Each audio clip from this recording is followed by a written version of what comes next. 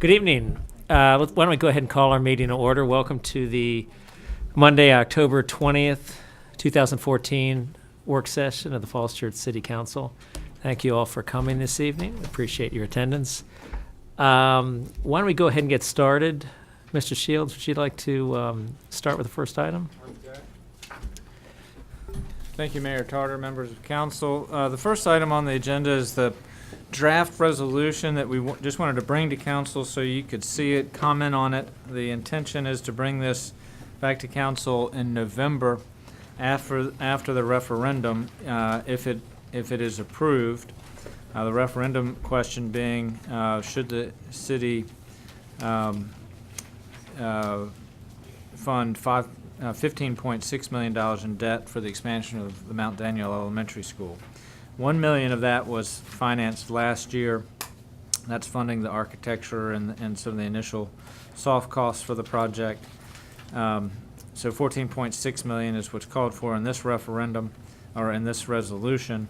In addition to that, we would ask for the council's consideration of $700,000 in debt for stormwater improvements and $640,000 for treatment plant upgrades at the Alexandria plant. The sanitary one really is not discretionary, and the stormwater improvements are for projects that are actually being conducted right now under a funding resolution. So that's what the resolution would do. I've also just passed out an updated version of the discussion sheet for the financing for Mount Daniel, and it's updated for October 20th. And we did add, or I added a third case, which is on page 3, and it's highlighted in yellow.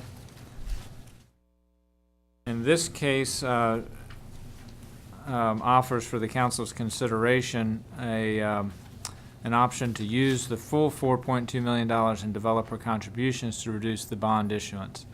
And so under that scenario, we would issue $10.4 million in debt and have 14.2 of the developer contributions pay the remainder. The key question there is the timing. And so the school's intent, if the referendum is passed, is to deliver the school in the fall of 2016. The major projects, Rushmark and Lincoln, are planning to deliver their projects in the spring of 2016. So there's about a 3-month cushion for their timing. And that is the most up-to-date information they have. Obviously, these are big, complex projects, and things could happen. And if they were delayed for whatever reason, then if the council were to take this approach, then we would need to use fund balance to pay our bills for the construction of Mount Daniel Elementary School and then be reimbursed by the developer proffers. Or if we felt like it was going to be a long time, we could go out to the markets with a small issuance, that $4.2 million, and take care of it that way. So those would be the two options that we would have if those projects were delayed for whatever reason. Thank you. Any questions, comments? Mr. Duncan? Do the ratings agencies care if we dip into fund balance to pull that off as you described? It would be bad if we went through June 30th having done that. If we did it for a short period of time and then reimbursed ourselves, that would be, in many respects, well, let me ask Richard to answer that question. Doing fine. So in other words, if we do it within, let Richard ask if we do it answer within that the question. fiscal year, It's better it's than just if, a paper transaction, right. basically. There's no carryover issues. Right, that's correct. Why would it be any worse, though, than borrowing it anyway? I mean, if we borrowed it off the get-go, we've got $14.6 more million, and if we decided to borrow 10.4 and then use some funds as an intermediate carryover and then borrowed another 4.2, why would it matter? Our total debt load would be the same, right? Your interest rate may be higher when you go out to borrow the 4.2. That's It the might only be, but it would be difference. marginal, right? I mean, a year from now, a year and a half, I guess none of us know really what the interest rate will be. At that point, it could be lower, could be higher, could be the same. But the debt, it would just be the additional marginal increase in debt, if there is any, in interest for that period of time on that amount. That's correct. Okay. Actually, I'm sorry. Yes, of course. Um, Mr. Duckett. For purposes of public explanation, the price tag for Mount Daniel is being represented as 15.6 million, but $1 million of it has already been committed. So if someone asks, what have we done with that $1 million? The answer is, We are paying for the initial architectural and planning work that would be used for the filing of the applications for the Fairfax County, that type of thing. okay. And so that presumes that we are going to move ahead with the Mount Daniel project. If for some reason we did not, then would that $1 million have been sunk in a project we wouldn't be doing, or would it be able to be repurposed in any way to whatever else we decided to do, whatever Plan B was? The $1 million, you could repurpose the $1 million, because if you're not going forward with the project, you certainly couldn't bond it.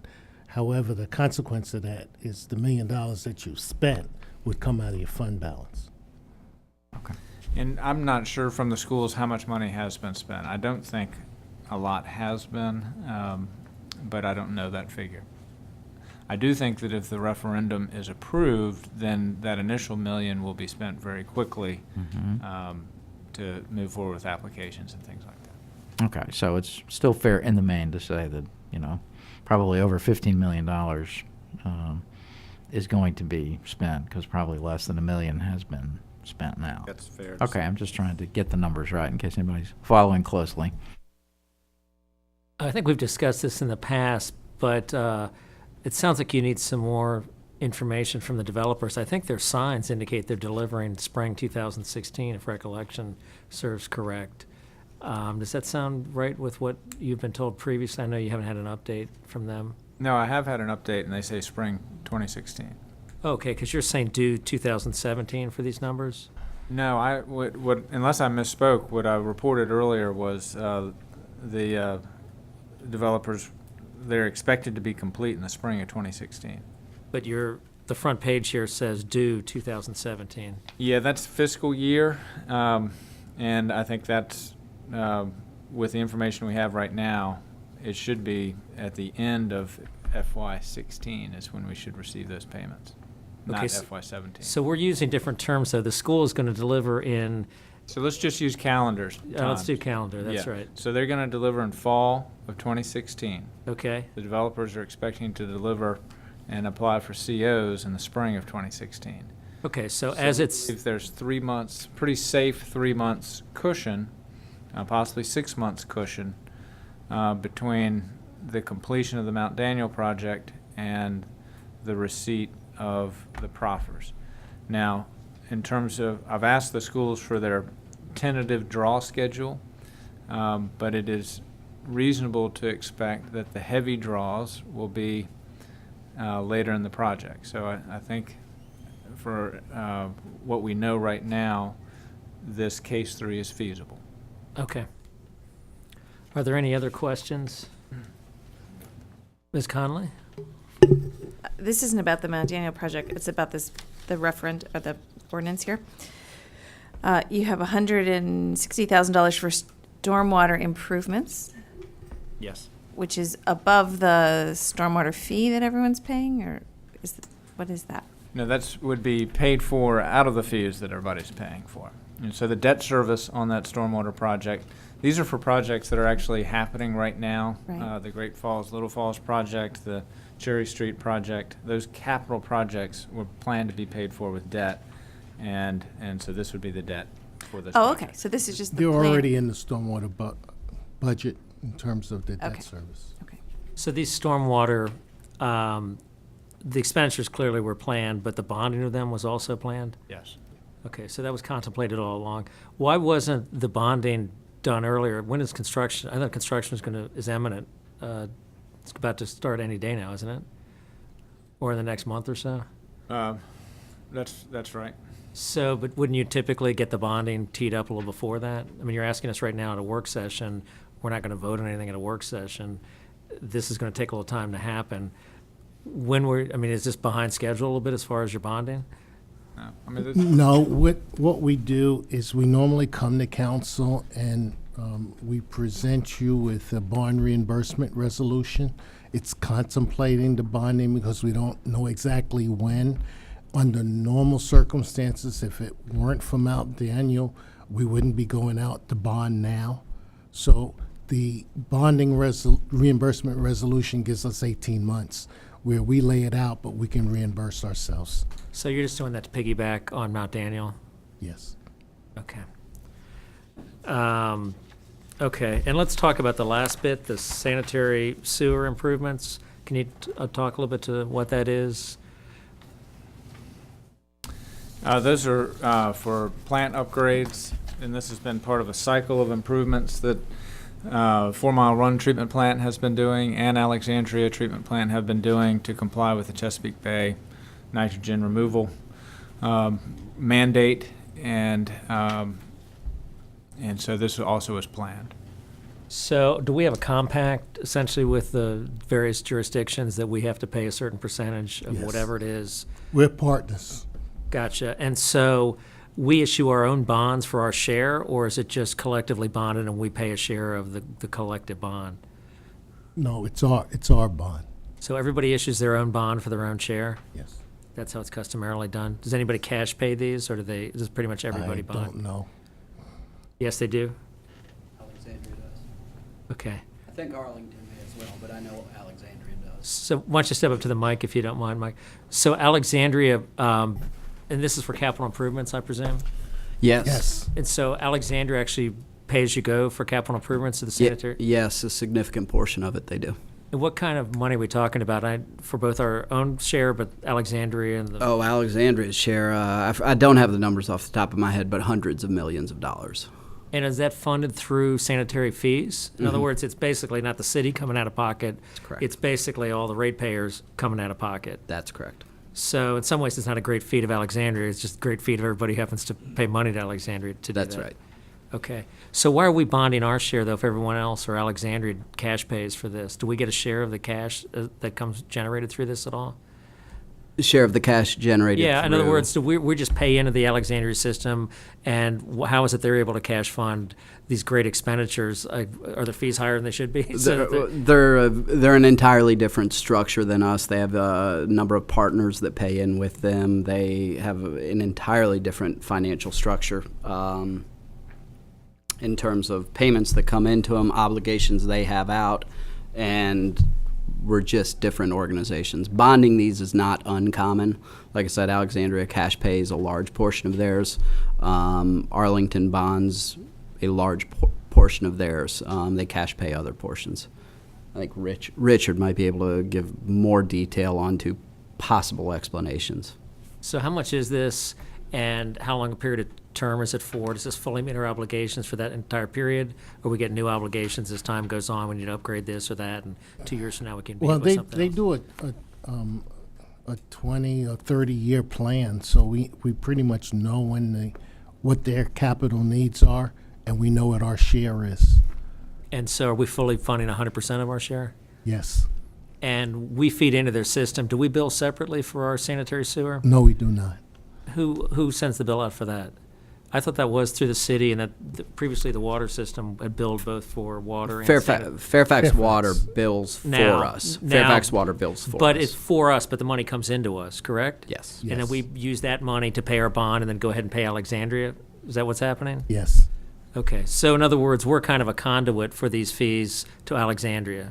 Is that?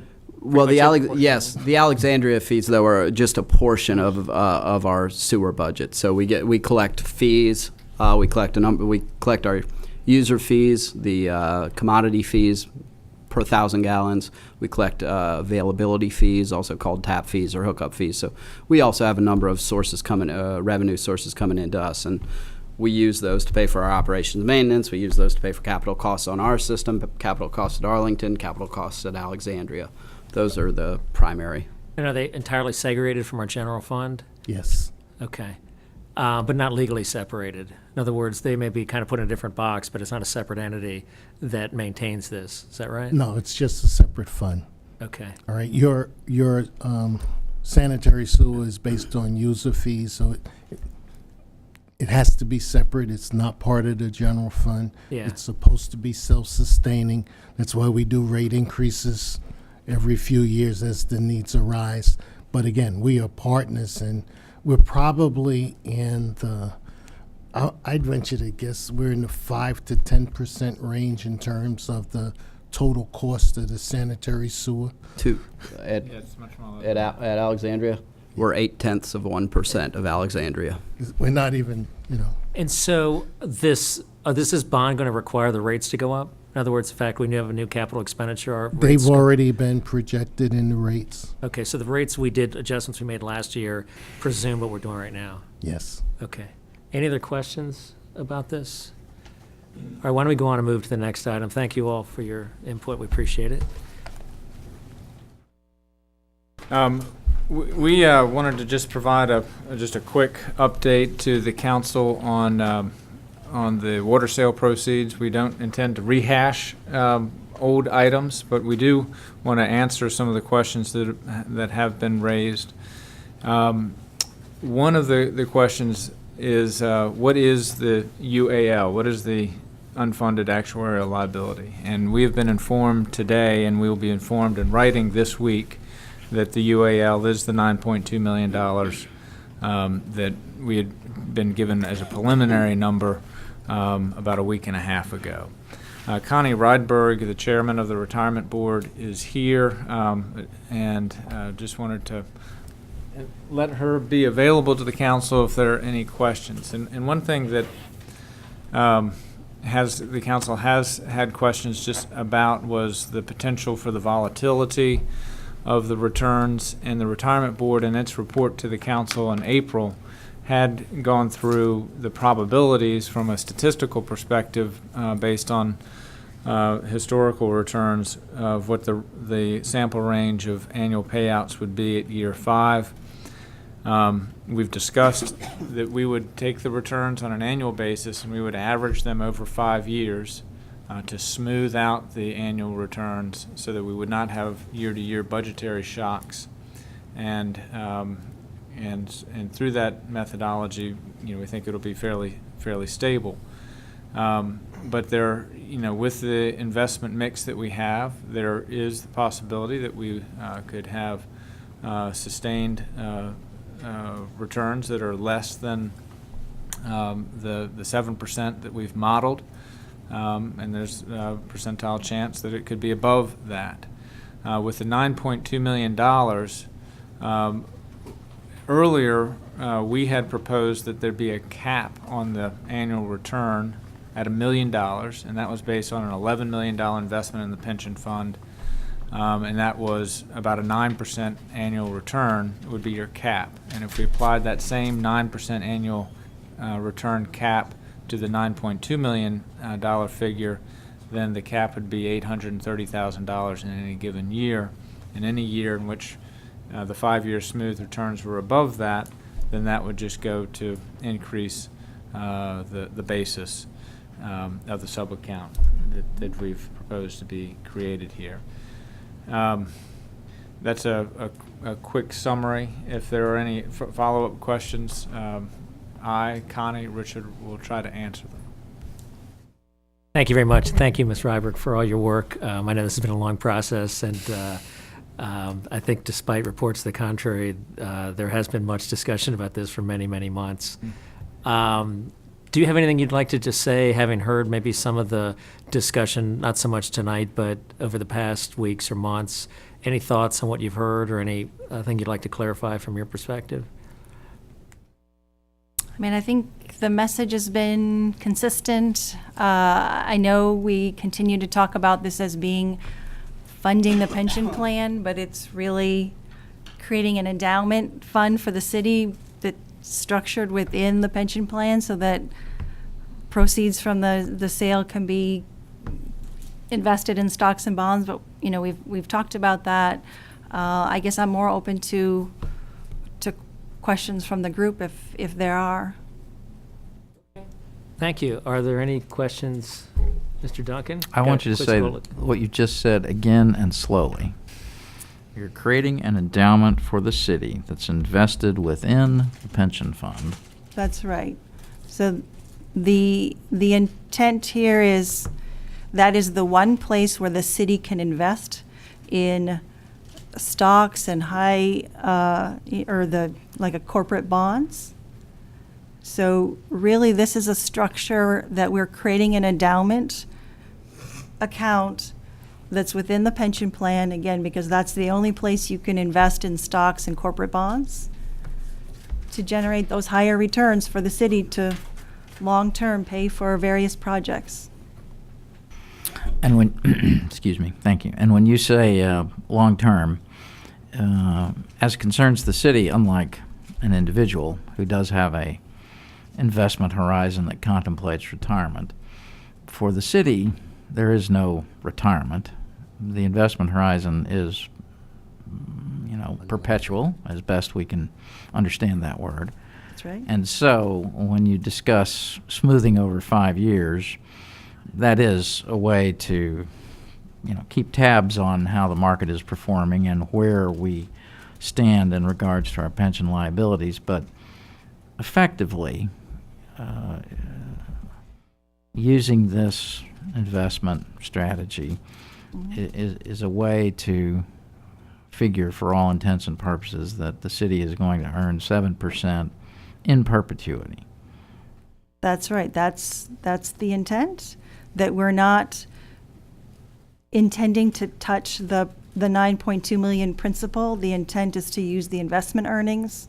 We are smoothing the returns, so there could be a situation where tapping into a small amount of the principal, but then similarly, if we have returns greater than our cap, that will go right back into the principal to build up that underlying principal. And so there may be some years where the pension is only funded at 85 or 90% if it's been a terrible run in the stock market that lasts for multiple years. But that will have been compensated for That's right. in perpetuity That's right. by the above average returns, which might yield our funded liability being, we might be overfunded to the tune of 110 or 115%. That's right. Okay, well, those are the friendly questions. Now, what's to prevent a future council from getting antsy at year 4 when the market has collapsed and remained low? You presented some figures to us earlier that show that how long it takes for the market to recover. I think the longest recovery period was, remind me, 4 years. 4 years. So that data is available at any rate. It was a number that was under 10 for sure. So in the history of tracking the stock market, there's never been a case where... I misspoke. 6 years. Okay, 6. 6 years is the longest that it's taken for 1937. a market to recover. Yep. Okay. Let's say that in year 4. I do, so deeply. In fact, I woke up last night just dreaming about it. Yes. The question is, at year 4, if a Yep. council down the road gets antsy because it's been a bad 4 years and our smoothing numbers tell us it's going to be okay, but for whatever reason that council at that time doesn't feel it's going to be okay, and they want to kind of take this endowment that you referred to earlier, this money that I think my colleagues want to earmark for, a long-term capital benefit, and take that back. Is there anything short of just hoping that politicians will exercise wisdom that would prevent them from doing that? Well, you can't take money out of the pension plan. You could decide, a future council could decide not to put money in Mm-hmm. and essentially draw on it that way, but you can't take the money out. So the decision would be on the other side, on deciding not to put more money in or to put more money in if it felt especially antsy. So that's the lever that you would pull. But that has the effect of being the same almost as taking the money in or out, because council has the ability to flex the pension to some degree. Agreed, but we're talking about right now putting in 9.2 million and the annual contribution being in the neighborhood of 2.5, 3. So you couldn't take it out in any one year. So it'd have to be a decision that's made 3-4 years in a row to do that. Okay, so hopefully politicians 3 or 4 years in a row would, exercise eventually good judgment and trust the perpetual return numbers that we're being presented with here tonight. Okay, I think that's all for right now. I want to hear my colleagues' other questions. Mr. Z? Thank you, Mayor. I have been doing entirely too much reading on GASB 67 and 68, and as I understand correctly, 67 GASB, Governmental Accounting Standards Board. 67 kicked into effect this June, and 68 kicks into effect next year. And they both have to do with how you report liabilities. And as I said, I've been doing too much reading on this, and so I probably have way too many questions. But let me just try to restrict it to the effect of his doomsday scenario, where the monetary apocalypse is upon us, and this is connected to the black arts of smoothing. So I'm wondering, how much smoothing can you do? Are there any metrics that would indicate that the smoothing is being ineffective until it comes to a point where our AAA, Fitch and S&P, and our AA plus Moody's is affected? I mean, what's the cycle? What's the relationship between the smoothing, a down market, and our credit rating? Is that a good question, or is that an imponderable question? I think it's not a question for me. I mean, you're asking at what point will unfunded liabilities start impacting our credit rating? I guess that's probably the question I'm asking. Step back on that one. Wow. Well, I'll just say, it's I had no idea it had appeal to a our higher recent authority. history is a pretty good case study in that, where our market value of assets was significantly lower than our actuarial value of assets, and we report both. And so our bond rating folks want to know both figures. And when there's been a big drop in pension funds across the country because of market losses, they expect it to be bad, and they just want to see how bad. But so in 2011, we were telling that story. But they also want to know what your plan is for addressing it.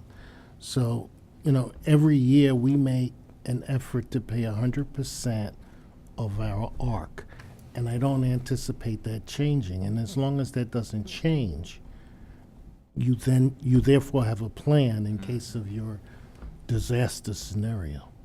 Okay, so you're saying that if we have a strong process and a strong plan, strong execution, that an ebb tide would, as they lower all boats together, we would be among the highest in the fleet. Yes. Okay, great. Thank you. Other comments, or Ms. Conley? My question just has to do with how are we going to keep track of this, whatever the return on the investment is? Because basically what it is a reduction in our operating expenses, and then, right, X amount from the, if we're going to say $700,000, it's some from the city, what the city has paid into retirement, and some from what the school pays as well, right? Yes. Into the city retirement. That's correct. So what's that breakdown between those? How much? So what I'm wondering is, next year when we're looking at budgets, how are we going to show that the operating budget has been reduced by this amount and it's going to go into CIP? We will probably tell you what those savings are. It won't be anything that you will see visibly in the budget, because whatever that ARC number is, Right. that's the percentage that we're going to have to pay. However, because the earnings are taken into consideration, our actual payment for the pension will be less. Right. We do provide an annual report, and in fact, the retirement board is about to get that annual report. And I think as part of a reporting mechanism every year going forward now, we will show what our ARC would be with and without the sub-account. And so we'll keep it out there in front of everybody, in front of the city council on an annual basis, so we realize how it is working for us. Right, and that's my ongoing concern about this plan, is that it's so easy for it to get lost over time, that here we are, and just because it's $700,000, it's not $7 million, and $700,000 gets rolled into things so easily. So my real concern is that we're going to all say, this is a great idea, and then when Nick Benton does 10 years ago in the news press, people will say, what in the world were they thinking about, $700,000? So I really want to make sure that whatever we do, we're able to label it, mark it, show it, so that everybody understands what it is. And then my other concern is, as we do budgets every year, we say we're going to go up by 4% or 8%. So how are we going to show that next year that there's going to be a decrease in the amount of city pension funding, so it'll change the increase amount of the city budget. Does that make sense? If I could add, just following up, some of this money actually would be for non-teacher school pensions, is that right? And so I think that's important, along the same lines of what you just said, is to show that as a distinct line as well, so we understand how that fits into things. You know, I think it's a good question, because it does need to be tracked. If it's the benefit's always going to be happening, whether people realize it or not, and it's helpful if people realize it. And so maybe we could come back to council with an idea on how there could be a procedure that is enacted, so that there's in our annual reporting on the pension that's just in our procedures that's made very clear, and see if that doesn't address that. I would expect the actuaries will be calculating this every year, because it'll be part of their calculations, and the retirement board needs to understand what we have to track to the ARC, and as fiduciaries look at the ARC and then understand how the city is paying for it. So it's important to the retirement board as to how it's being tracked and accounted for as well. So even if the actuaries change, the reporting process will still be in place. That's right. So part of I would say the next steps will be for us to document all of the details, the gory details around how this is going to be calculated and determined every year. And that will be, I think, once this is approved, the actuaries know that we need to put that document together, and they've been very a proponent of being very clear in documenting well what the procedures are and how it will work. And we can also provide you a report of the earnings of the pension fund, even if it's not included in the actuarial report. That would be good. We have quarterly meetings of the retirement board, and we go over earnings. I invite you to come and sit in. Add another meeting to my list. It's an invitation, and if you have these questions, Yeah. and some of these questions get answered for you because we do this all year round. Right. All right, we don't lose track of our pension earnings. No, I sorry, would you never. don't. No, I believe that. I'm just afraid that the public and future councils will lose track or lose Of the their sub-account. focus and how it is. on all of this conversation, and I would really not like that to happen. And one thing I would also note, it's not in the council packet, but it has been in the council packet in the previous 7 or 8 times that this has been discussed, is a reversion resolution that would be part of the pension plan documents, which lays out that in the event that the pension is terminated, that the that this $10 million is identified for reversion back to the city's general fund. And whenever that's been discussed, it's been with the caveat that terminating a defined benefit pension plan is very expensive, and there may not be anything at the end of the day that is left over. But to the extent that there is anything left over, it would be identified as not, as an asset of the city. And so that we would ask that that be on the agenda for October 27th as well, so that with the budget action, if it approves, that the council could then act on this reversion amendment to the pension plan documents to make that clear. So then my other question was just about how we are going to track it within the operating budgets and the CIP budget, because there will be less money paid out into operating funds, but that turns into a CIP gain. So how are we going to keep track of that when we're talking about percentage increase in budgets next year? Do we have to change the baseline somewhere to compare it to? Now that does get more complex, because that's really could be a one-time decision. If the council's decision is, for instance, on the Mount Daniel debt, that just as part of the public communication about that part of that increase in debt service is going to be offset by the decrease in our ARC. That happens, you can't deploy that rhetorically, I would imagine, multiple times. And so that is, it's a benefit that is perpetual, but it comes online once. It doesn't keep on coming online. And so I think that becomes something that just, the reporting on what we talked about earlier, we will do that on an annual basis. But how that translates then into specific capital projects, I think, is really more of a in the realm of speech than it is on reporting.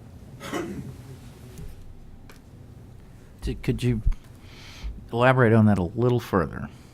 I think that's a key question. So when you say it's in the realm of speech, I mean, if I stand up and say, that is my intent, that's why I'm supporting this mechanism, because it is going to do just what you said. We're going to have an increased capacity in the debt service, and that's going to be offset by decrease in the ARC. And I want that to be dedicated for, how long are we bonding this for now, Mount Daniel? 20 years, 30 years? 20 years. 20 years.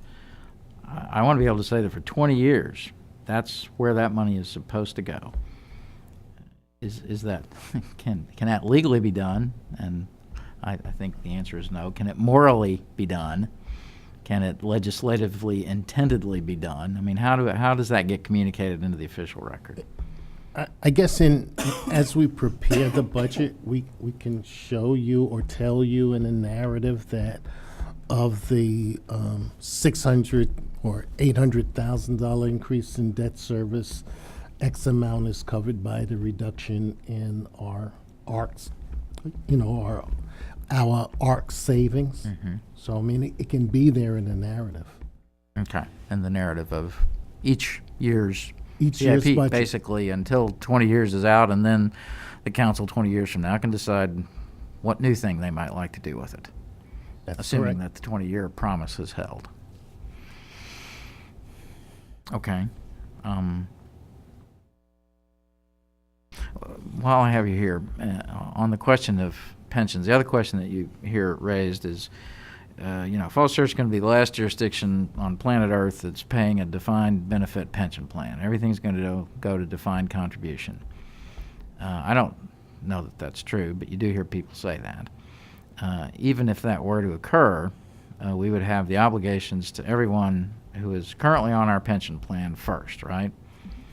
And that could go for 70 years. I mean, if you're a 20-year-old hire today, then we're going to owe you a pension 70 years from now. It's also possible that over the course of that 70 years, new employees who are brought on might see their pension arrangements changed, so that the long-term liabilities of the Falls Church City Pension Plan might look quite different than they do today. We might move to a defined contribution plan more fully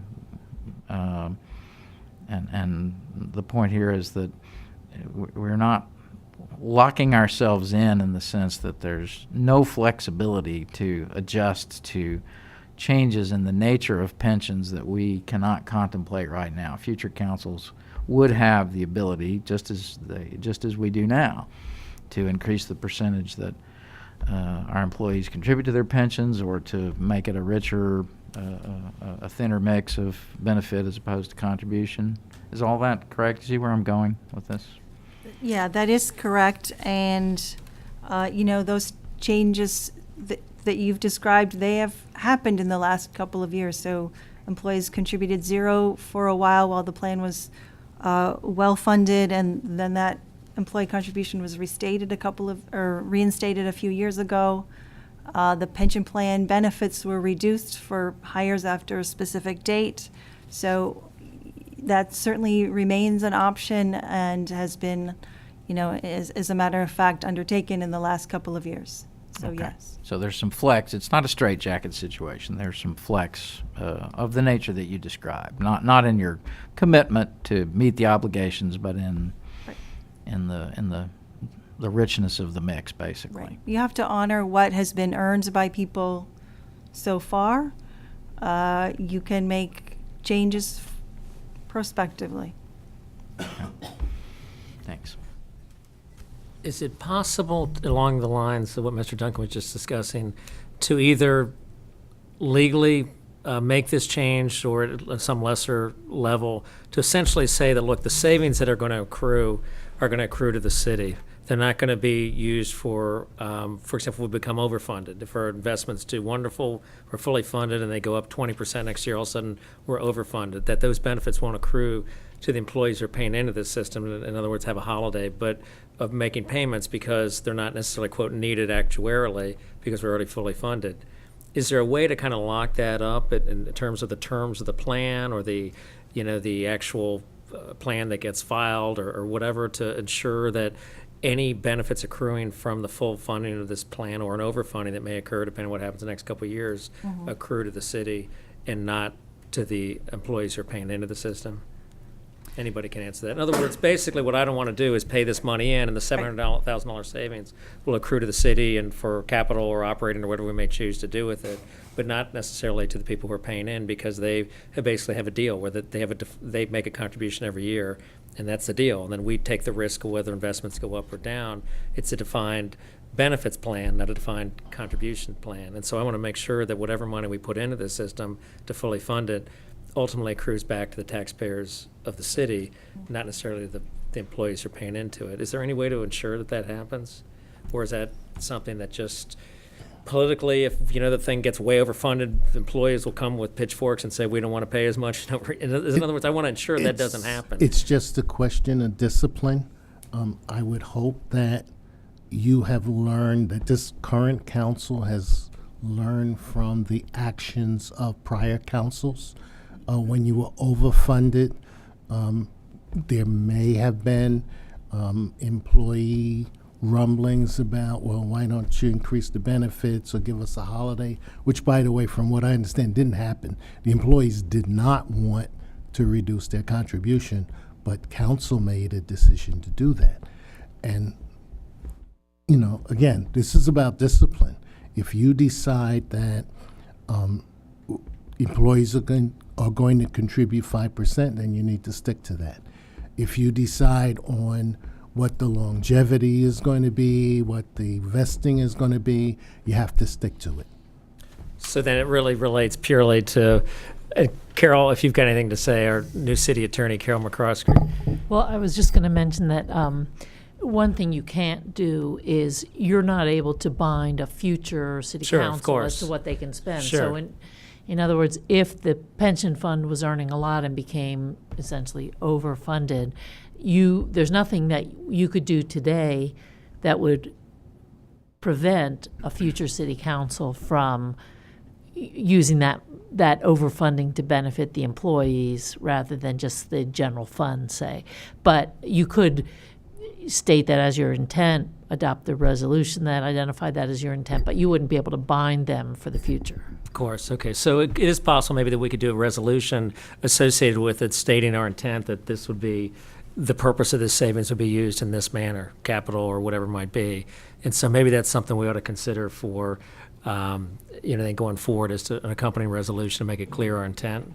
I think the intent, this whole document that would document how this is being calculated, would include comments to that effect, that the intent is not to reduce contributions. I'll also tell you that the retirement board has a funding policy in place, that just because the plan gets somewhat overfunded, we'll continue to come back to you and tell you with discipline that we need to continue to contribute unless it gets very, very overfunded. So the retirement board is aware of the need to have that discipline as well. Okay, thank you. Mr. Z, did you have a comment? Just that I like the general approach that we started, especially with regard to enacting a resolution that states the intent of council not to reduce the employee contributions. I wonder whether there's some way we could go one step further and address the issue of enabling the resumption of moving away from defined benefits toward a defined contribution by employees. I know that other employees have spoken in favor of that, so maybe we could put that in the same resolution and get some forward movement on both fronts. I'm just going to make a comment, if I can, that was considered a couple of years ago, I think 3 years ago, and the resounding comments that we got back from employees is that they wanted to keep a defined benefit plan. They were willing to contribute more to keep the defined benefit plan. We nevertheless still looked at whether it was feasible to switch over to a defined contribution plan for future employees. And the biggest concern is, given the size of this city, you're just doubling the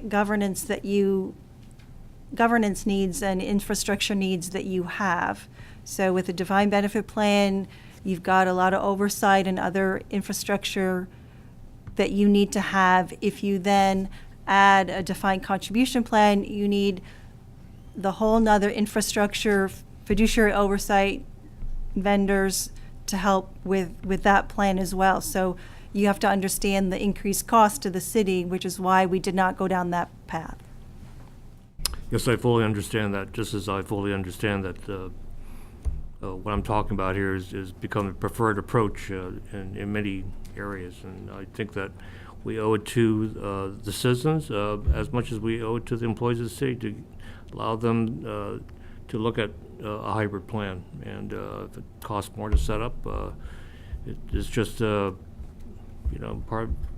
of the cost of doing business. There are ways of establishing these systems so that much of the cost of execution is offloaded onto the private industry, which is the whole point of looking at that. Okay, I'll tell you, if I could bring up one other thing. I don't want you to put you on the spot, Ms. McCroskey, you're a new city attorney, but the question has arisen before about just questioning the legality of what we're doing. And I guess I don't want to get into attorney-client or work product, thing like that, but do you see anything from your perspective based on Virginia law that you would say to us, stop doing what you're doing, this is not the appropriate course of action to be considering?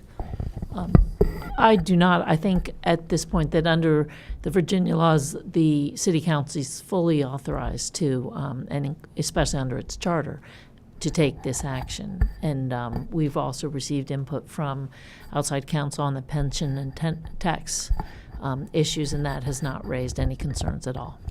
Thank you very much. Are there any other questions? Mr. Baruch, I know you just got back in the room. Was there anything that was outstanding about the water sale proceeds that you wanted to have answered? No, I'm good. I've been good for a while on this. Okay, great. Well, listen, thank you all. Thank you especially, Ms. Robert, for your attendance tonight and all your service to the community. My We pleasure. greatly appreciate it. Thank you all. Why don't we go on to the next item? Mr. Mayor, before we do Yes. that, could I just make sure I understood what Ms. McCoskey said? Under Virginia law, the city council is fully authorized to take this action. That's the quote that I heard. That's correct. Okay. Thank you. I want to thank you and Mr. Eidberg, too. You guys have been pillars of strength and expertise, and I just wanted to say for the public record that the intensity of the questions on this topic do not belie any anxiety or skittishness about, I think, the course of action we are going to take, but rather a desire to be extremely thorough in making this very important decision to dot every I and cross every T. Thank you. Great. Okay, why don't we move on to the next item, Mr. Shields? My next item is to brief the council on 2 grant applications, and Paul Stauberg is going to speak to these. Both of these, the request is to place these on the agenda for next week for council authorization to submit for these grants. Thank you, Wyatt. So thank you, Mayor and members of council. 2 items up here. Both of them are transportation grants, as Wyatt said.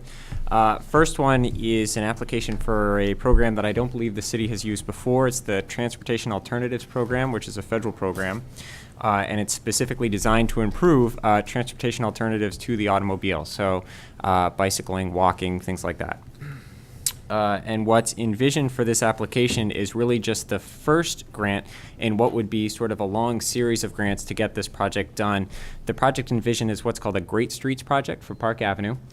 This is something that came up in development of the Mobility for All Modes plan, the transportation chapter of the comprehensive plan.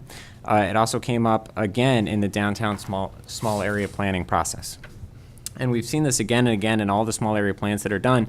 There's this idea of making the streets special places in the city, using the streets to brand the city, to let people know that this is a special place, what kind of a place it is. And so the TAP program, the Transportation Alternatives Program, is a particularly appealing program, grant program for these kinds of projects because the match rates are so favorable. The federal government would pick up 80% of the tab, leaving 20% for the locality. And so that's especially important when you're looking at an entire corridor like Park Avenue. The price tag gets pretty high when you think about the entire thing. Somewhere around $5 million is what we estimated. But when you go back to that 80-20 match, you're only putting $1 million of that on the city. And again, this would play out over a number of years.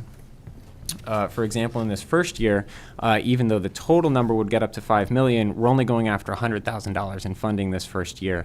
And that's so that we can get the planning efforts started and we can come back next year for engineering work. We can come back next year for construction work. That's the way this program is designed, that you cycle through the grant program year after year, coming after additional funds. And so where we envision we would start with this is in the first couple blocks of Park Avenue closest to North Washington Street. These are the blocks that are inside the downtown small area plan that council just adopted. So this is a way of getting the city resources and the city effort behind these policies and long-term vision plans that the city's adopting. So with that, are there any questions about sort of the program or the process or the project, anything like that? Well, I guess maybe just if I could start, just to clarify, this would just be for planning. It would basically be kind of a first cut at what might happen there, particularly in our downtown area where Park abuts our downtown commercial areas. There'll certainly be substantial public input during this process. There's no plan established. It's really just the idea of having a plan, taking a look at the street, maybe undergrounding utilities, getting telephone poles out of sidewalks, creating some nice parking, maybe street trees, lighting, things like that to make it an attractive street, to improve the street, essentially, particularly initially as relates to our downtown area. You're absolutely correct. So what came up in all of these plans is setting out sort of these things that people want, like safety and accessibility for pedestrians. So things like moving utility poles, things like lighting the sidewalks properly, environmental concerns like adding street trees, providing shade for people, providing seating for people. These are all things that would be components of the great streets. We have the concept of that in the plans. We need some funds to get started on the conceptual design before we know if we really want to commit ourselves to the full thing. Okay, thank you. Mr. Z? This application is to be submitted through the Virginia Department of Transportation for the access to federal funds. Correct. It's a federal program, but it's administered by the states. And so I'm just wondering, what is the maturity of this federal program? And it goes to the question of, is it a 5-year thing that will begin under this administration and likely would die under this administration, or is this some enduring multi-billion-dollar, multi-decade fund that we just want a small piece of? So the program, in terms of its longevity and its maturity, it's been around for a number of years, although it's changed its name several times. So it used to be available under the Safety Loop program, and I can't remember what the name of the program was then. Maybe it was Transportation Alternatives, T21 before that, enhancement grants. There we go. So everyone It's got a knows. long history, and this is the most up-to-date version of it. And so this is the MAP 21 version of it. And if this is a program that's, it's being reviewed with all the programs that are in MAP 21 as that gets reviewed at the federal level. But there's been a very strong and overwhelming support, certainly in VDOT, the reporting that there are more requests than they have funds for this program. And so that sort of groundswell of support at the local level tends to bleed into decisions at the federal level. So you'll see people lobbying their legislators for that. So I expect it to stick around. Well, that sounds very promising. Are we encumbered to beyond this particular scope of application and then to do the study and the engineering are we on hook to then have to implement and then request additional funds, first phase of many phases? Do you mean what's sort of the commitment then? If the city starts taking federal money to do part of the work, are they committed to follow through on it? That's another way of putting it. Well, and certainly that's played out in some of our Safe Routes to School programs, that you have to do something with the money, otherwise you can be obligated to pay back what you've already spent. I do think that's an advantage of how we're structuring it, looking at it one block at a time or one or two blocks at a time. So even if we are taking a bite of the apple, we know how big a bite we're taking. All right, thank you. Other comments? Or is there Ms. Oliver? How, at one block at a time, how many years will it take us to finish Park Street? Well, what is it, 8 blocks, 9 blocks long? So, I mean, it could be a 10-year project, and it would be difficult, right? I think that's a long-term project for the city to commit itself to, but it may also go in spurts. And I think some of the blocks may get picked up for free, or they might get picked up as part of another project. So, for example, the library renovation, if that comes along, you might get half of the block done there by some other effort. Or if projects, commercial properties along the backside of Broad Street, basically along Park Avenue, redevelop, they might also implement part of the project as well. And assuming that we had our local match, what's the fastest that we could push this through the TAP program? Do you mean what's the fastest the city could spend the entire $5 million to get it done? That's an answer we don't. Yeah, that's an answer we don't have right now. I think that's something we can look at as the CIP project goes forward this winter. Is The that a CIP question plan, of sorry. staffing? It's always a question of staffing, so that's why I want to look at it with the entire work plan. Any other comments, or is there consensus to Mr. Brewer? Just a comment, and I think this is worthy of putting forward, and then 2, just a request that, given my employment with the federal government, that my name shouldn't appear on the docs. Mm-hmm. Okay, are there any other comments, or is there consensus that this is an appropriate application to be made? Sounds like from the nodding of heads, this is an appropriate action, so thank you very much for bringing this to our attention. It sounds very exciting. All right, thank you. What's the next item Excuse me. on the agenda? Second portion of yeah, your, okay. Second portion of it's a second transportation grant request.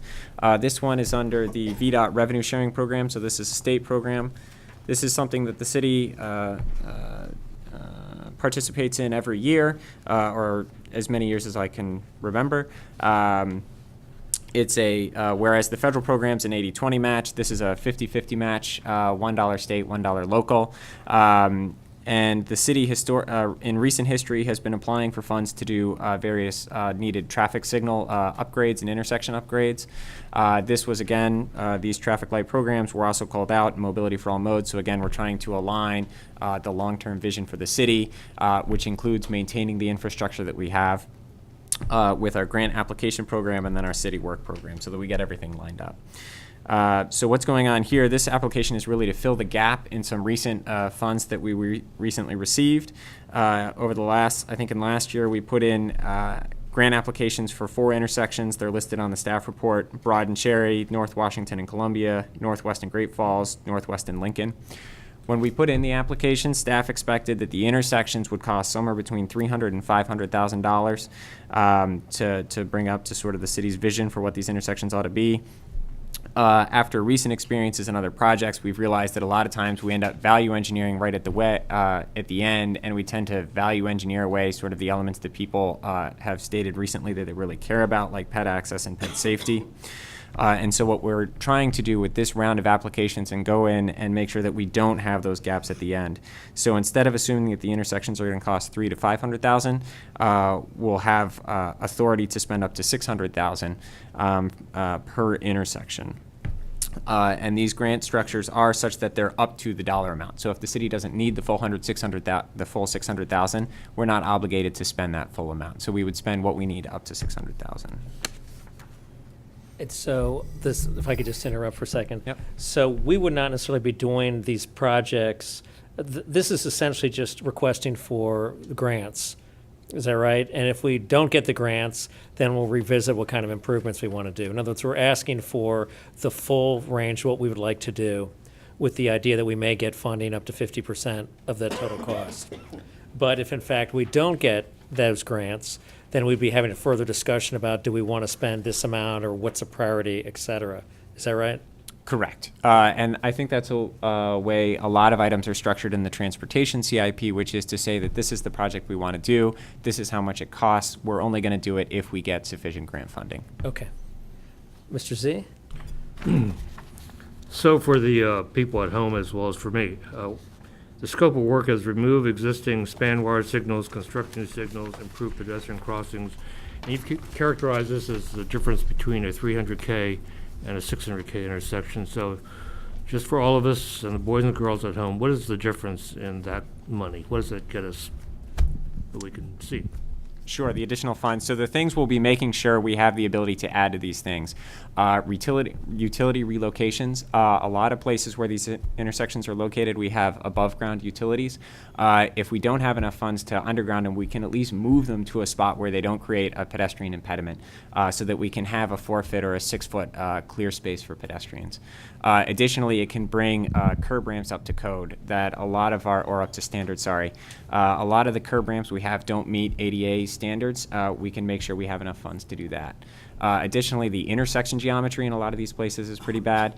The intersections are overly wide. The turning radiuses are too wide. We can tighten those up. We can provide curb extensions. We can make sure we have enough money to install crosswalks, ped heads, so countdown signals that let pedestrians know when it's safe to cross, enter the intersection, how much time they have left. Those are the kinds of elements we'd be adding. Obviously, you were anticipating the question. Thank you very much. Other questions or comments? Mr. Baruch? Just the same on this, Paul. Mm-hmm. Just my name shouldn't appear on it. Okay. What's going on with this grant?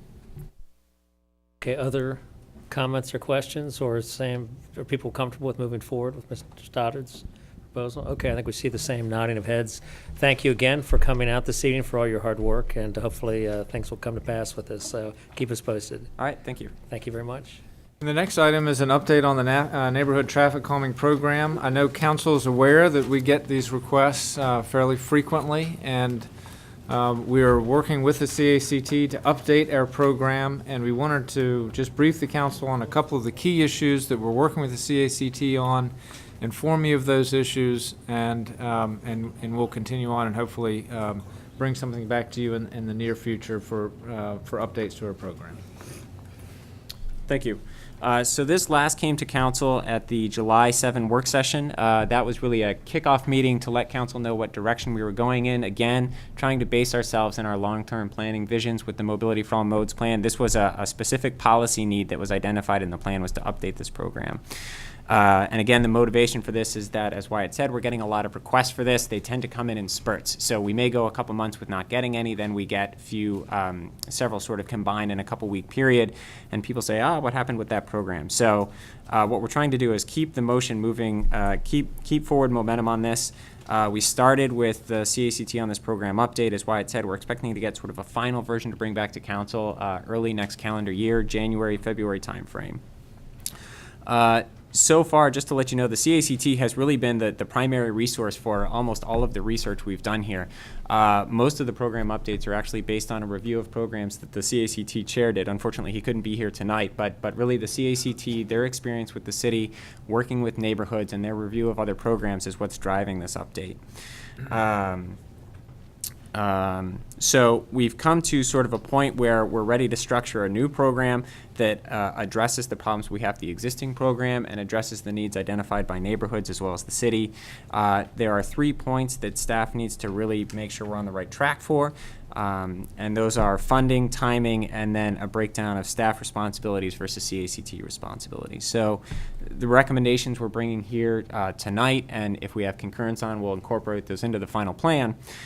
First is funding, setting aside a maximum of $200,000 a year for traffic calming to include staffing costs, study costs, as well as installation costs for striping, for signage, as well as construction of things like raised crosswalks, speed bumps, curb extensions, chicanes, all those things. This would be a substantial increase from where the funding is now, which is at about $15,000 a year.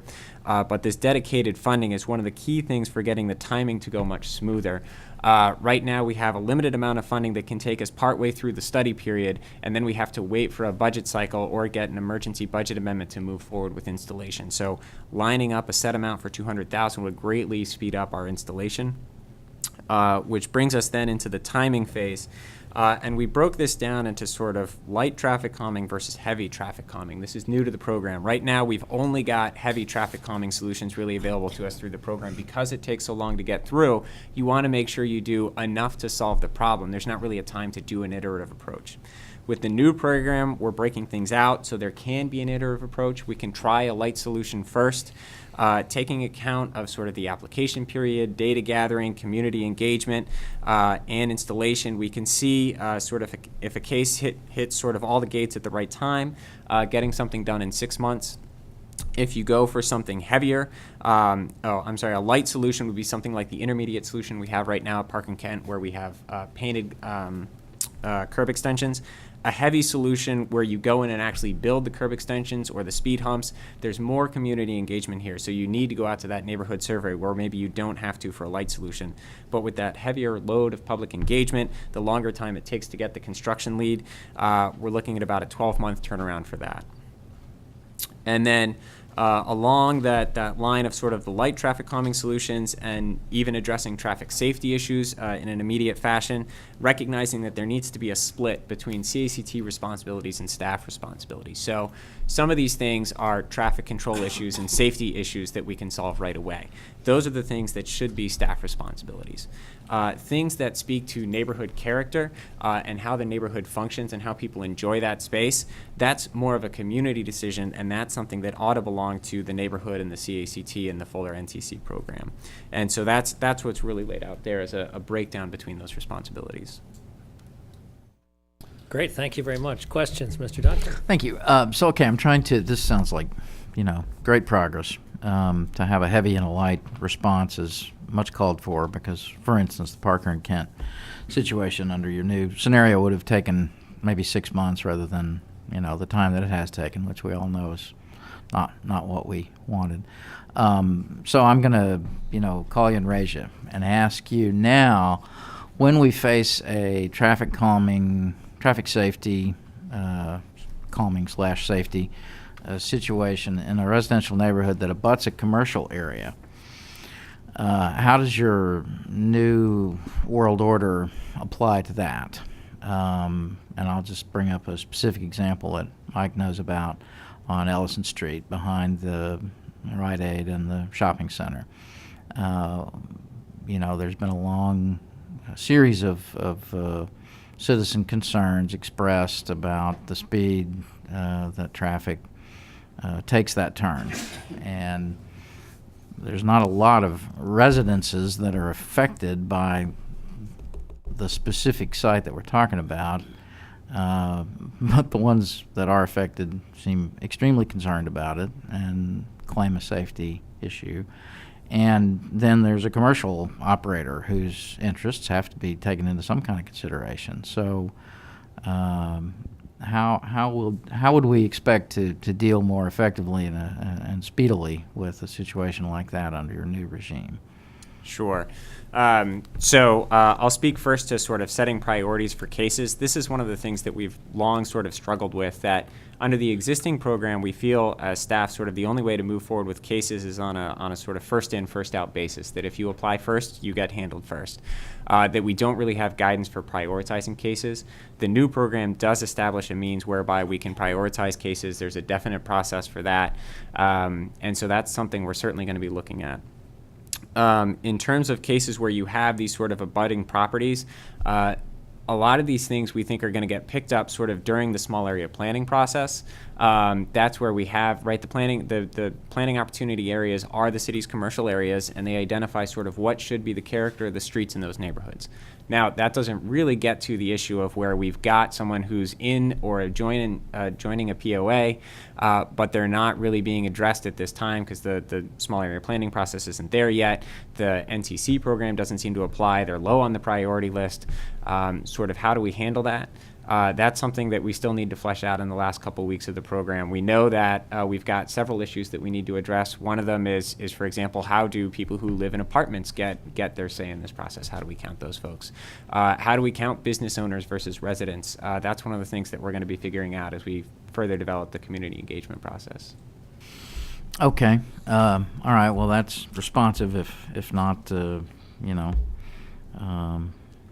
completely satisfactory, I guess, to those people who have been voicing their concerns at that particular location. I'm sure there are others, too, around town that you all hear of that I don't. I just happen to live right down the street from that one.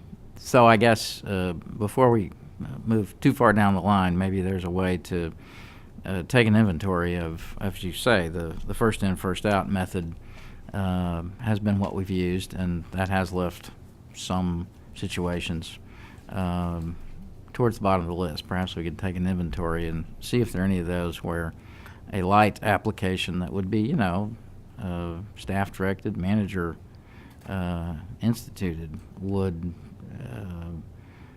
begin to show that we have concern and perhaps are experimenting with ways to deal with it. And it could be just as simple as Mr. Collins suggested, that you allow on-street parking, which reduces the perceived width of the street and hopefully slows the traffic down. I mean, it doesn't even have to be a can of paint. But at any rate, this is just an area that, as Ms. Oliver has often said, we need to be investing our time and resources into addressing these concerns, because they do hit people literally where they live. And on that one in particular, Jim Snyder is also working on trying to see if there's an alternate routing to have the traffic go all the way through to Rite Aid and have their rear access that way. They do need rear access to that commercial building for fire access and for other, and there are business frontages back there as well. That, I think, would be the ideal solution, but that is going to require some negotiation with two property owners, and but we're proceeding along that track as well. Mr. Z? Thank you, Mayor. I applaud the thinking and all the hard work that's gone into this since we first saw it in July. I think this is clearly moving in the right direction, and as I and others have said before, we want to be known as the little city that gets stuff done, and I can think of no finer example that will establish to the city that we're serious about doing precisely that, than this program that will benefit all modes of transportation and all the citizens in a very visible and safety-oriented manner. Thank you. Thanks very much, Ms. Conley. I just have two questions for you. Mhm. One is on the funding, the page 1 here on your summary of key issues. $15,000 is what was originally funded, but didn't we do a budget amendment last year to add money to the CACT? And has that happened historically? Is that what you mean by the funding starts and then more comes in when it's needed? So I can speak to sort of the $15,000. There's a recurring budget item in the operating budget for traffic calming. The city council did do an emergency budget amendment last year to provide funding for Parker Kent. Right. We are using that. People have seen the stripes on the street. The engineering plans are up on the website now. We're going to review those at the CACT meeting next month in November. So those funds are being used. And so this $200,000 is meant to indicate that it's an ongoing sort of yearly expense. Like the $15,000 is the yearly expense now, and then we sort of figure out how to add more money as we need it for construction. The idea here instead is to just say, we're going to provide up to $200,000 for traffic calming, and you can move forward without coming back for additional budget amendments to Okay. get that done. So you don't see $200,000 as a baseline and then coming back for more? Oh, no. Okay. 200,000 is the ceiling. That the idea is that, right, we want to be responsive to citizen requests, and we want to provide people the neighborhoods they want to live in. But at the same time, there are other projects that we have to get done with city money. And so 200,000 seems to be the balance between multiple priorities within the city. Okay. So then when you look back historically over how much actually has been spent on neighborhood traffic calming over the years, does it come out to be about $200,000 a year with budget amendments and It's other additions? substantially and- lower. Substantially lower Yeah. than that, okay. Other comments or questions? Ms. Oliver? Isn't it the case that a large portion of this is staff time? I think a portion of it would be, it depends on how many cases we want to push through at any given time. If we assume that we're going to push sort of one, maybe two cases at a time, then I think staff time would be somewhere in the range of sort of 25% to somewhere around 25% of the funding at the most. Most of it, if we hold it to one or two cases at a time, we can leave more of it for construction. If we want to do more light projects and move more through the system, then staff time would eat up more of it. Okay. Mr. Z and then Mr. Duncan. Yeah, just one more thing.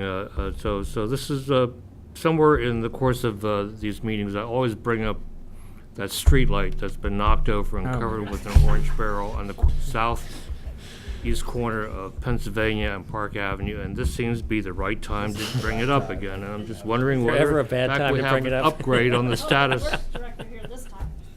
of that street look- light that isn't there. We're looking into to see if we ever received insurance money for that, and are investigating a number of street lighting solutions and upgrades, including LEDs. Now that we have a fully staffed transportation engineering section, I think you're gonna be pleased with our progress on street lighting over the next 6 months to a year. Okay. I'll hold you to that. Thank you. Mr. Duncan? Actually, since you brought that up, I was somewhere over the weekend where someone asked about why there were no streetlights in their particular stretch of street. Does your more robust approach include an inventory that takes into consideration where we might need to add streetlights where none exist? We do have an inventory already, and our newest traffic engineer has already gone through to verify that it is more or less correct. What that doesn't do, and we've discussed but don't yet have a plan for, is what the process would be for requesting new streetlights. That's a fairly significant policy issue that I think we need a lot of thought on, and we'll probably need some council input on also. Okay, well, I'm glad I asked then. So please, let's do remember as part of the budget process to incorporate that discussion, because I think that's another one of those, basic human needs that we should be, at least people should know that there is an inventory, and we've identified places where needs exist, and we have some timetable for meeting them. Not that we have to meet them all, by next Tuesday, except for Dan's, which we do have to meet by next Tuesday. Well, as a rule of thumb, and I don't even know if this is written anywhere, but in our for the street lights that are out in residential neighborhoods that are off of telephone poles or power poles, it's generally every third pole is where we see a light, and that's not probably perfectly consistent. And sometimes if people are in that dark spot between the two, they may not be happy with that, but that's generally been the way we've lit the city.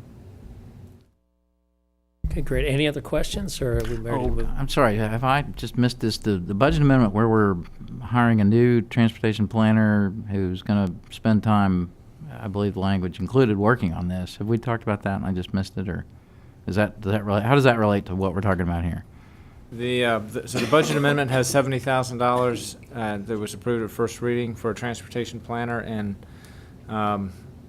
the main thrust of that position is to help us with our regional efforts and securing the NVTA funds, et cetera, and working that planning process. But in so doing, we do expect we'll have additional resources for these closer at home projects, i.e. neighborhood traffic. That's the language that I remember. So that dovetails with what you're talking about here. Basically, we're spending money to bring in more staff so that we can better meet the regional and the local traffic needs. Yeah, I would envision the new staff person being split amongst both regional responsibilities as well as local responsibilities. Okay, as opposed to just you being split between that and 6 other things. Yeah, that's one of the things we're really stressing with bringing a second person is bringing a second person in is adding coverage, so that if I have to attend a regional meeting at the last moment, that doesn't mean we have to drop our local responsibilities. Or if there's a local meeting that's really important, that doesn't mean we're lacking staff coverage at a regional meeting. Okay, that's important for the public to understand. Thanks. Okay, well, great. Well, Ms. Oliver, last question. No, it's not really a question. I just wanted to Last thank comment. Mr. Stoddard and the CACT for all their hard work on this. I know they've spent a lot of time, including time not in meetings. Individuals on the CACT have done work. And that's really, really appreciated. And it's also tough work because so many citizens have strong opinions about this. And thank you for taking care of all this so nicely. Yeah, again, comments. We greatly appreciate all your hard work. It seems like these things are starting to come to fruition. So thank you so much. All right, why don't we go on to the next item, which I guess is just council comments, right? Is there anything else on your part of the agenda, Mr. Shields? We do have, for our meeting next Monday, we have the budget amendments that would come back for second reading, including the use of water sale proceeds. And so if there is council, the way that's drafted is to fund the UAL up to $10 million, not to exceed. Is there a council consensus that the number we should be using is the UAL? Or is there a desire for additional council discussion of that? In other words, 9.2 instead Sure, of 10. fully funding it. I don't know. I mean, it sounds to me that we have a consensus to fund the $9.2 million, but if anyone wants to speak otherwise, please speak now, or I don't know about forever holding your peace, but at least. I don't mean to reopen that issue, but at any rate, in Okay, but terms you of are. our working. Of course you are reopening. Yeah, that's not. Thank you for reopening that issue. Let me move on. Does anyone, in all seriousness, does anyone want to address that issue? I mean, we've certainly. Only to the degree that we understand that you're talking basically about your sheet that you handed out here. Is that No, no? In the ordinance right now, just so there's not confusion on the dais, there is some room for council to maneuver between, up to $10 million for the pension fund. And just so everybody's clear, the UAL is $9.2 million. That's what the number will be. And so we will present the staff report that way. The ordinance was already adopted on first reading, so we won't change the ordinance, but the council action, I think, would be to clarify that, and that would need to be done. So as we represent, sorry.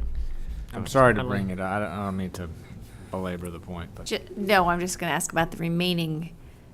What does that leave us? That 20.5 minus 9.2? that's right. Is that 11.3? I can do that one. And that's divvied up 85%, 15%, so that would stay. 85 to capital improvements, 15 to. No, 85% for the long-term projects, Yeah. 20-year life or longer, 15% for more immediate capital needs. Right, okay. Okay, any other? I thought it said at least 85% for capital. I'm paraphrasing, but yes, you're correct. Mr. C? All right. Other thing I would just note is we have on the agenda, on the consent agenda, authorization to sign our agreement with Fairfax County Health. That's a regular agreement that we have with them, but it will be an opportunity also for me during the city manager's report to provide just a quick briefing of our work with the region on infectious disease preparedness, the work that the schools are doing as well, and particularly with respect to Ebola. We live in a very cosmopolitan city, and that's a wonderful thing. And it does require that our school system and our first responders be very well informed, and we all are. And I'd just like to have an opportunity to report on that on Monday at your meeting as well. Great, thank you. Are there any council comments? Mr. Z? I have one. I know this is weighing on everyone's mind here. DMV Select, can you give us a little update on that? And then I've got some comments to share as well. Thank you. I've had discussions off and on, but again this morning with the commissioner. I think the commissioner is working towards a proposal, and I don't want to steal his thunder on it, but I think we might have information in the soon on a plan for going forward. Okay, any Hey, other? this sounds like that surprise birthday present I was never waiting for. But, so is the we're really so if I could just put some walls around this, are we talking about an interim period of time until it gets us to the end of the budget year? And would it be for 2 FTEs and some space that might be inhabited by current IT staff?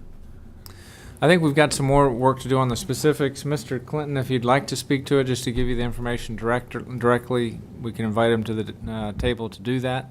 And if you're not ready either, don't feel like you got to tell Dan before you're ready to spill the beans. I think the Well, in bottom favor of line putting is him on the spot. If we're going to bottom close down line the is- surface at the end of October, I don't think that we can wait until November. Well, that's true. It just is a little hard to quantify, and I went into, Wyatt and I had quite a discussion about it. You know, city work, DMV work, space, full-time employees, part-time employees in the office. It's just not real segregatable, you know, on an exact basis. And like right now, I believe I'm on track to be on budget doing what we're doing. And there is cyclical, so it does go down in the winter months. People don't buy as many cars. There's not as many renewals. So it's always tricky. And I think part of the benefit of the DMV, and there's a long list of reasons, but it does make us a more efficient tax office. And it's not just the DMV function by itself. It has some benefits that we need to fully consider the public and the council and the city manager. I was kind of making sure Wyatt was aware of some of these things, and you know, it's complicated, but I want a full discussion of it. You know, I'm a city taxpayer. You know, there's nothing, you know, I don't want to be perceived as not transparent. It's complicated, but we are talking about it. We're trying to work on a solution. Thank you very much. We appreciate all your hard work. Any other comments? Mr. Duncan? The chair of the Budget and Finance Committee is obliged to ask if we're going to have a meeting Tuesday next, as would be regular order. We'd have to notice that, and that conflicts with the possible meeting of the council and the Arlington County Board. So I think that meeting is going to be postponed, so I think you can go ahead and have your, okay, all right. your meeting. And the other, thank you. And the other note is that this Thursday there's a program on the Mount Daniel bond referendum issue at the Legion Hall, the Community Issues Forum group. Begins at 7:30. There's an advertisement in the newspaper about it this week.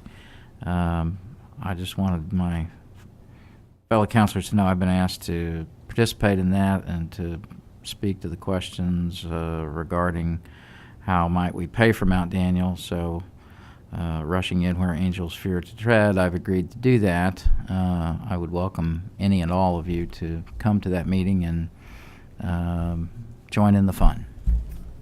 Thank you. Any other comments? Or should we go ahead and adjourn? Move Go to ahead. adjourn. I have a quick calendar note. Okay. It'll be out on the 10th and 13th. 10th and 13th of November. Due to business travel. Okay. If that's the case, actually, I had that highlighted, but since it was been brought up, the budget planning session was slated for that date. Is it possible that we could move that to the 17th, which Yeah, would, we are trying to move that to have it coincide with another council meeting so we don't have multiple meeting nights. okay, thanks. Okay. Any other comments? Or should we go ahead and adjourn? On cue. I know. Move to adjourn. Move to adjourn, all right. Second, all in favor? Aye. Aye, opposed? Okay, we're adjourned.